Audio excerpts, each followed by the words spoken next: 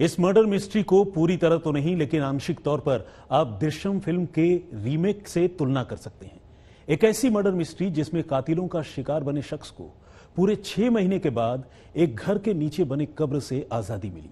हमारा दावा है कि कत्ल की यह कहानी आपको चौंकाएगी जरूर।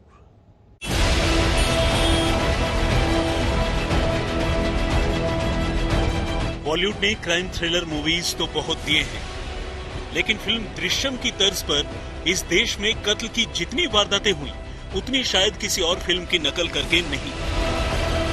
अब छत्तीसगढ़ के महासमुंद के इस केस को लीजिए, जिसमें कत्ल की वारदात के बाद लाश छिपाने के लिए दृश्यम स्टाइल मोडस ऑपरेंडी अपनाई गई। फर्क बस इतना रहा कि दृश्यम में जहां आखिर तक पुलिस लाश बरामद नहीं कर पाई, यहां पुलिस ने लाश बरामद कर गुनहगारों को गिरफ्तार भी कर लिया। इस उलझाने वाली कहानी की शुरुआत 8 दिसंबर 2023 को हुई,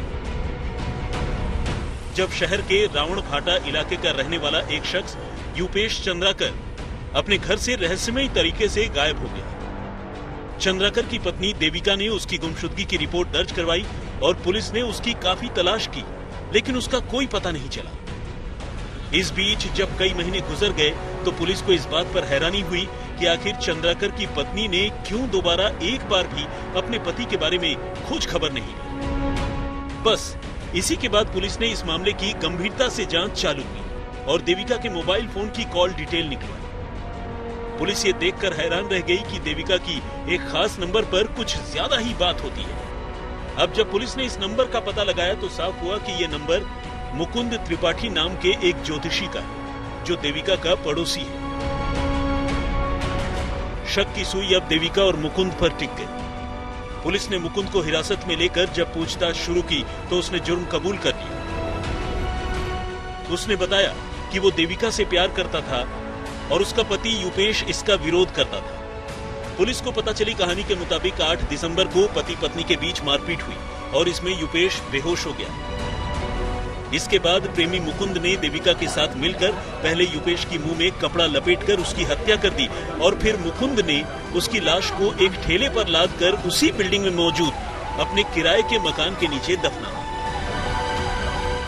और ऊपर फर्श तक बना डाला। लेकिन जब मुकुंद और देविका ने जुर्म कबूल कर लिया तो उनकी निशानदेही पर पुलिस ने 6 महीने बाद जाकर वो लाश भी बरामद कर ली।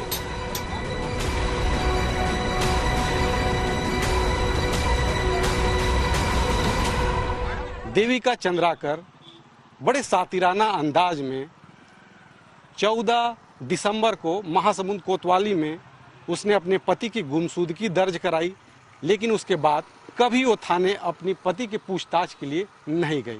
पुलिस को वहीं से शक हो गया और पुलिस ने देविका का कॉल रिकॉर्ड चेक किया। उस कॉल रिकॉर्ड में एक नंबर पर अधिक बार और लंबे समय तक बात होने की जानकारी मिली। जब उस नंबर को खंगाला गया तो वो नंबर आरोपी मुकुंद त्रिपाठी का था।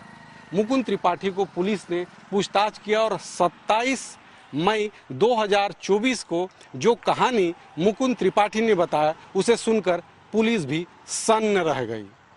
उसके बाद तुरंत पुलिस की एक टीम ने इस बिल्डिंग में पहुंचकर उस कमरे को खुदाई करवाया और उसके बाद वो वहां से मृतक उपेश चंद्राकर का शव निकला, जिसे पोस्टमार्टम के लिए भेज दिया। इस पूरे मामले में मृतक की पत्नी देविका चंद्राकर, उसके प्रेमी मुकुंद त्रिपाठी को पुलिस ने गिरफ्तार कर लिया है और मृतक के सास और देविका चंद्राकर की मां को पुलिस हिरासत में लेकर साक्ष्य छुपाने के मामले में पूछताछ कर रही है। अरविंद यादव, महासमुंद, आज तक।